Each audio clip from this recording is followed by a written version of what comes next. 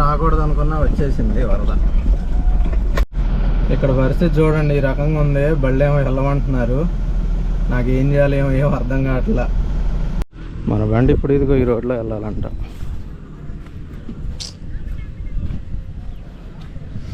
వెళ్ళిద్దో లేదో ఏం అర్థం కావట్లా. బండి అక్కడ పెట్టి చూద్దామని వెళ్తున్నా. హాయ్, హలో గాయస్, ఎలా ఉన్నారు అంతా? వీడియోస్ అప్లోడ్ చేయక చాలా రోజులు అయింది కదా. ఈ రకంగా వర్షాలు పడతామంటే ఇంకేం వీడియోలు అప్లోడ్ చేస్తాం చెప్పండి. మాది విజయవాడ సైడే కాబట్టి మొత్తం వరదలు వచ్చేసినాయి బాగా. ఆ వరదల్లో మనం బండి ఇటు తిప్పుతాం, బండి అయితే ఇంటి దగ్గరే ఉంది, ఏ కిరాయి లేదు. అందుకని నిన్నటి నుంచి కాస్త వరదలు తగ్గినాయి అని చెప్పేసి నేను కూడా మా స్టాండ్కి వచ్చాను. స్టాండ్కి వచ్చిన తర్వాత నిన్నే ఒక కిరాయి వచ్చింది, అది ఈరోజు వెళ్దాం అన్నారు. ఇంటి సామాన్లు అంటే లోకల్ ట్రిప్పే, ఇక్కడ నుంచి ఒక 15 కిలోమీటర్లు ఉంటుంది. అంటే 15 కిలోమీటర్లు వెళ్ళటం, 15 కిలోమీటర్లు రావటం. ఆ కిరాయి ఒకటి వచ్చింది, 1500కి మాట్లాడుకొని వెళ్తున్నాను. అయితే రోడ్ అయితే కొంచెం డౌట్గా ఉంది. ఈ రకంగా మొత్తం గుంటలే ఉన్నాయి. ఒక చోట అయితే చెరువు కట్ట కూడా తెగిపోయిందంట. అక్కడే ఎలా వెళ్ళాలో ఏంటో కొంచెం చూసుకుంటా వెళ్ళాలి. ఎందుకంటే అసలు వెళ్ళకూడదని అనుకున్నాను, కానీ మనకి చేతిలో అసలు డబ్బులు ఏమీ లేవు. ఇంట్లో జరుగుబాటు కూడా కొంచెం కష్టంగా ఉంది. అందుకని ఇంకా వెళ్ళాల్సి వస్తుంది, తప్పక వెళ్ళాల్సి వస్తుంది. చూసుకొని వెళ్దాం. ఇక వెళ్ళకపోతే కనుక మళ్ళీ వెనక్కి తిప్పుకొని రావాలి. వెనక్కి తిప్పుకొని వస్తే వాళ్ళు మనకి రూపాయి కూడా ఇవ్వరు. అంత దూరం వెళ్ళొచ్చినందుకు మనకి డీజిల్ బొక్క. సో ఈరోజు బ్లాగ్ ఇటైతే చూద్దాం. ఎందుకంటే మనకి లాంగ్ అయితే ఒకటి వచ్చిందిలే, కానీ రోడ్లు బాగోవని చెప్పేసి నేనే వదులుకున్నాను. అంటే హైదరాబాద్కే వచ్చింది ఒక ఇంటి సామాన్లు, మనకి వెళ్ళనివ్వట్లేదు కదా హైదరాబాద్ అయితే, ఎందుకులే అని నేనే వదులుకున్నా. లేకపోతే మనం ఉన్న పరిస్థితిలో ఖచ్చితంగా వెళ్ళిపోయేవాడిని నేనైతే. సో అదంతా ఎందుకు, అయిపోయింది ఏదో అయిపోయింది. ఈరోజు అయితే ఇటు కంటిన్యూ చేద్దాం. మొత్తం గోతుల రోడ్లే, ఎక్కడ చూసినా ఇట్లాంటి రోడ్లే ఉన్నాయి. సో ఇంటి సామాన్లు వేసుకొని వద్దాం. వర్షం పడదామా వద్దా అని చినుకులు కూడా పడుతున్నాయి. మొన్నైతే ఈ కనిపించే ఇదంతా వరదే. చూడండి, మన వాళ్ళు బోర్డులు కూడా పెట్టేశారు వెళ్ళకూడదని. చూడండి మొత్తం ఏ రకంగా దిగిపోయిందో.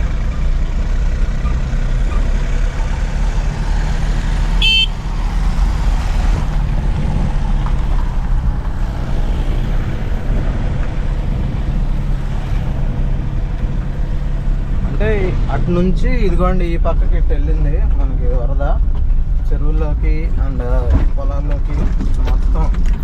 మాది విజయవాడ పక్కనే ఉంటుంది. విజయవాడకి మాకు ఒక 40 కిలోమీటర్ల దూరం మా ఊరు. అస్సలు వరద బేభత్సంగా వచ్చింది. మా ఊరికి ఇన్ని రోజుల్లో ఎప్పుడు చూడలేదు ఇట్లాంటి వరద. నేను పుట్టాక ఎప్పుడు చూడలేదు, ఇప్పుడే చూడటం ఇంత వరద.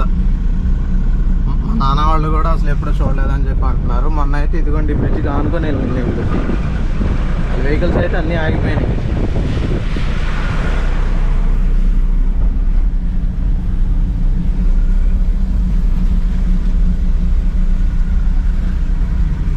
ఏం చేస్తాం, ప్రకృతికి కోపం వచ్చింది, ఈ రకంగా జరిగింది. మనం ఏం చేయలేం. ప్రకృతికి ఎట్ట వీలైతే అట్ట చేస్తుంది. అన్నిటికీ అనుకూలంగా మనమే వెళ్ళగలగాలి, తప్పదు. అండ్ మన బండి కూడా గేర్లు అయితే హార్డ్గా పడుతున్నాయి. వర్షానికి చాలా రోజులు ఇంటి దగ్గర ఆగింది కదా, కొంచెం హార్డ్గా పడుతున్నాయి గేర్లే. మిగతా అంతా బాగానే ఉంది, కానీ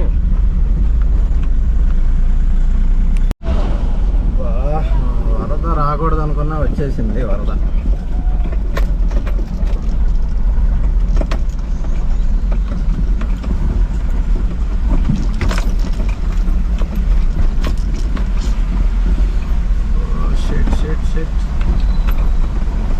ఇట్లాంటి వరదల్లో ఏం కాదు, మన ఇంజన్ దగ్గరికి నీళ్ళు వస్తే మాత్రం వెళ్ళమాకండి.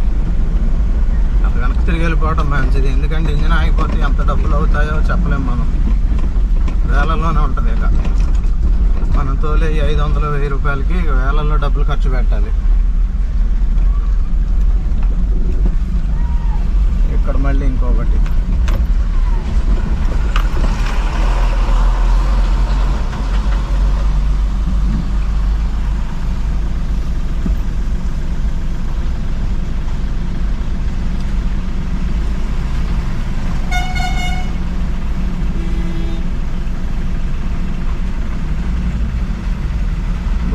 ఏంటి కిందకు ఉంది, ఇది మ్యాక్సీ ట్రక్, సిటీ 1.3.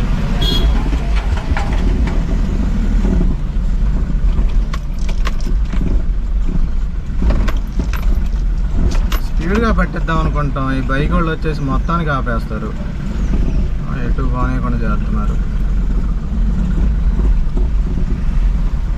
ఓ ఓ ఓ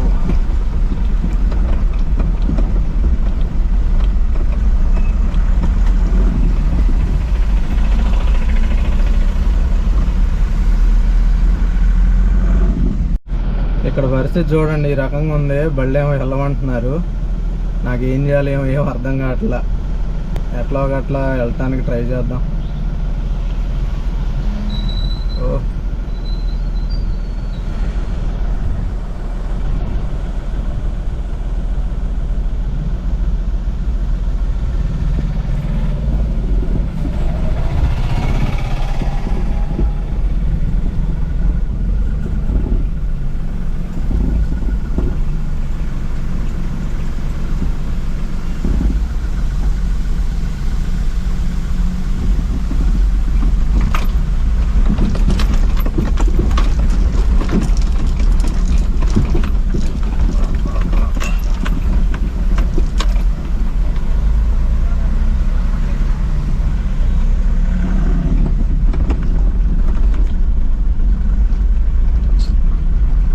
తర్వాత ఊరే మనం వెళ్ళాల్సింది, కానీ అదనేమో వెళ్ళడానికి ఛాన్స్ లేదంట అసలు.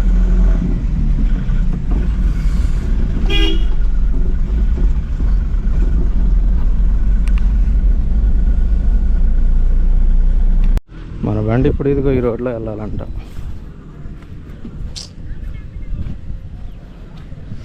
వెళ్ళిద్దో లేదో ఏం అర్థం కావట్లా. బండి అక్కడ పెట్టి చూద్దామని వెళ్తున్నా.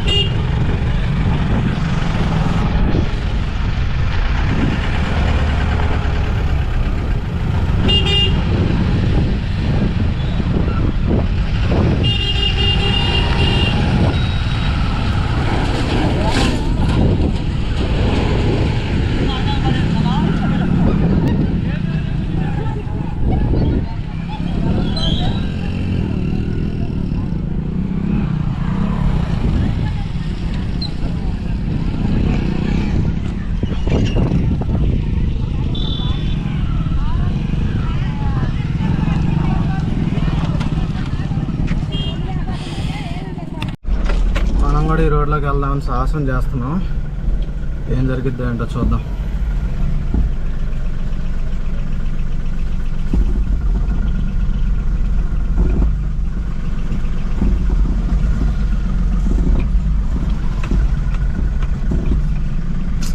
గట్టిగా పట్టించుకొని వెళ్దామంటే బైక్లో వాళ్ళు ఒకళ్ళు అడ్డమే వస్తున్నారు ఎక్కడికక్కడ.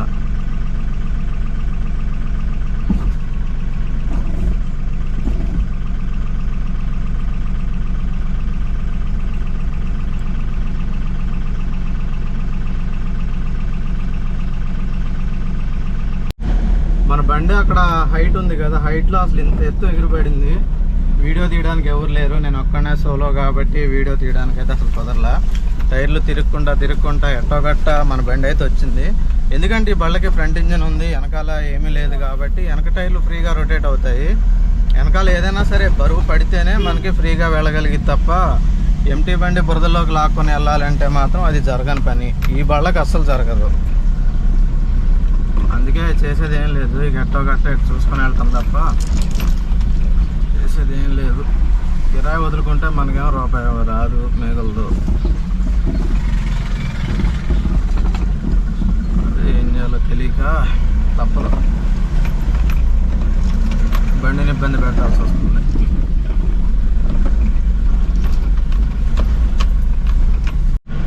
మనమైతే లోడింగ్ పాయింట్కి చేరుకున్నాము. మా ఊరు నుంచి ఇక్కడికైతే 13 కిలోమీటర్లు వచ్చింది. చాలా స్ట్రగుల్స్ తర్వాత మనం లోడింగ్ పాయింట్కి చేరుకున్నాము. అయితే వెళ్ళేటప్పుడు ఈజీగానే వెళ్ళిపోద్ది, ఇప్పుడు వచ్చేటప్పుడే కొంచెం కష్టపడిందిలే కానీ, ఎందుకంటే హైటెక్ అప్ ఉంది. వెళ్ళేటప్పుడు ఈజీగానే వెళ్ళిపోద్ది. సో ఇప్పుడు వెళ్ళి ఇంటి సామాన్లు వేసుకుందాం. పార్టీ వస్తున్నారు, వెనకాల ఉన్నారంట, బైక్ మీద వస్తున్నాడంట, వెయిట్ చేస్తున్నా. చూడండి అక్కడ 0 చేసా రీడింగు, 13 కిలోమీటర్లు వచ్చింది. అల్లడి పాయింట్కి వచ్చాం. ఆ పైన కనిపిస్తుంది కదా రేకుల షెడ్, దాంట్లో నుంచే సామాన్లు మన బండిలో వేస్తారంట.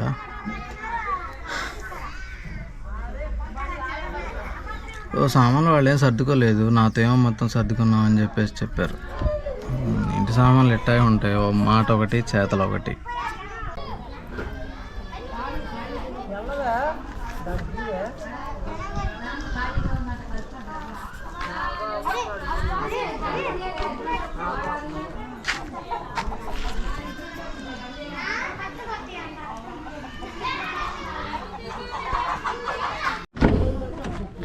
అక్కడ ఒక చోట హైట్ దగ్గర బాగా దూకింది బండి. దూకేసరికి చూడండి మన సబ్ ఊఫర్ ఇది చూడండి ఇలా బయటకు వచ్చేసింది మొత్తం.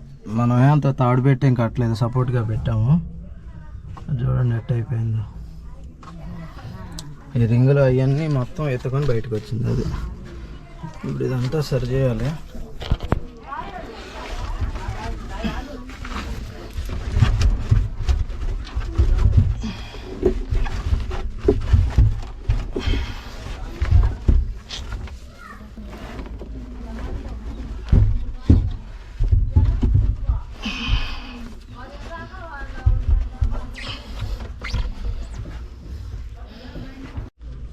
అలా ఇన్ని రోజులు చూడలేదు. లోపల చూడండి అసలు ఎంత బూజు పట్టుకొని ఉందో మొత్తం.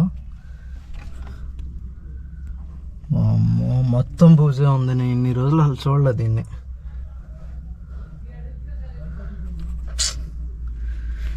ఈ రకంగా అయిపోతున్నాయి బళ్ళు ఇంటి దగ్గర పెడుతుంటే. ఏం చేయాలా? ఇదిగో మీకు చెప్పలేదు కదా, ఈ బెల్ట్ ఒకటి తీసుకున్నా, ఎప్పుడన్నా పట్టా మీదకి పనికి వస్తుందని. మొత్తం తీస్తా.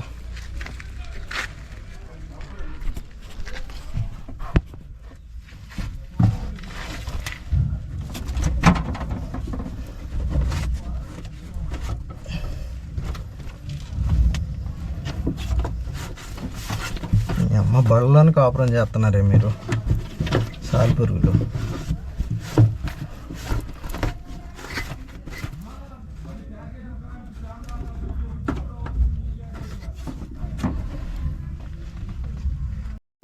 ఇంటి సామాన్ కిరాకి వస్తే మెయిన్ ప్రాబ్లం ఏంటో తెలుసా? ఫస్ట్ ఆ డ్రైవరే వాళ్ళకి ఖాళీగా కనిపించేది. అందుకని అన్న కొంచెం ఒక చెయ్యి, అన్న ఈ చెయ్యి అంటారు. ఒకదానికి రెండింటికి చెయ్యమంటే తప్పలేదు. ఇప్పుడు నేను ఆ బీరో ఒకదాని కోసం ఎక్కితే డ్రెస్సింగ్ టేబుల్ దాని వెనకాలే మనకు ఫ్రిడ్జ్ ఉంది, అవి రెండు నాతోనే లోపల పెట్టించారు. అవి రెండు కాకుండా మిగతా సామాన్ అంతా నాతోనే సర్దిచ్చారు. అసలు ఈ రకంగా ఉంటున్నాయి. ఇప్పుడు బండిలో ఉన్న ప్రతి సామాను నేను మోసి నేను లోపల సర్దుకున్నదే, వాళ్ళైతే ఏం చేయలేదు. ఈ రకంగా ఉంటుంది ఇంటి సామాన్. ఇప్పుడు నొప్పుకోవాలంటే నాకైతే భయం వేసిద్ది ఒక రకంగా, ఎందుకంటే ఆ పనంతా మంచిదే చేపిస్తారు.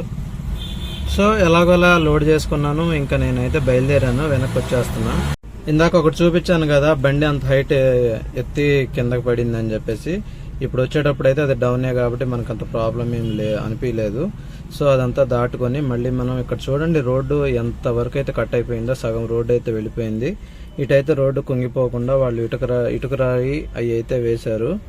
ఇక్కడ అయితే నేను వెళ్ళిన రూట్లో ఎంటీ బండి అయితే వెళ్తుంది కానీ లోడ్ బండి అయితే వెళ్ళదు, చుట్టూ తిరిగి రావాల్సిందే ఈ ఊరికి రావాలంటే. ఇదిగోండి ఈ రకంగా ఉంటుంది పరిస్థితి. చాలా చోట్ల ఇంత, ఇందుకే నేను భయపడేది వర్షాలప్పుడు.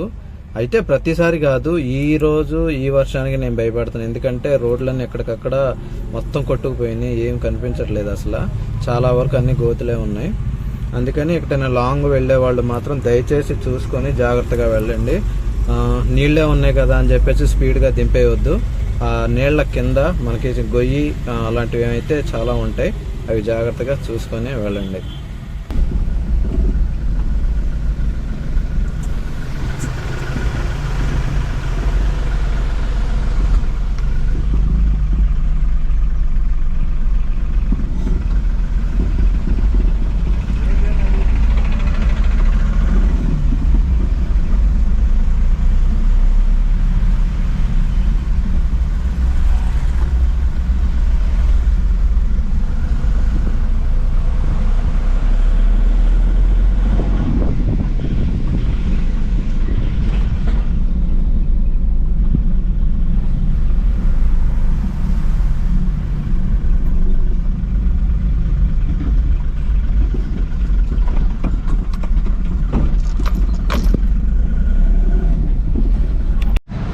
గ్యాస్ బండి అన్లోడ్ అయిపోయింది. నేను మళ్ళీ మా స్టాండ్కి వచ్చి పెట్టుకున్నాను. మొత్తం మీద మనకి 3 గంటలు టైం పట్టింది అనుకుంటా వెళ్ళి రావడానికి, ఎందుకంటే దారులు బాగోలేవు కదా. అప్ అండ్ డౌన్ మీద మనకి 28 కిలోమీటర్లు చూపించింది. పర్లేదు, 28 కిలోమీటర్లకి మనకి 1500 రూపాయలు కిరాయి ఇచ్చారు. చాలు ఈ రోజుకి ఒక 300 తీసేసినా కానీ 1200 మనకి మిగిలినట్టు ఈ ఒక్క రోజుకి. మళ్ళీ రేపు ఏమైనా ఉంటే మళ్ళీ ఎత్తుకోవాలి. మళ్ళీ ఇక్కడే ఉన్నా, సాయంత్రం దాకా ఏమన్నా వస్తాయేమో చూద్దాం. రేపు మళ్ళీ వినాయక చవితి ఉంది. వినాయక చవితికి ఏమన్నా సెట్ అయితే బాగుండు అంటే వినాయకుడి బొమ్మలు ఉంటాయి కదా, అవి ఎటైనా కిరాయి వస్తే బాగుంటుంది. చూడాలి ఏది వస్తుంది ఏంటి అనేది చూద్దాం.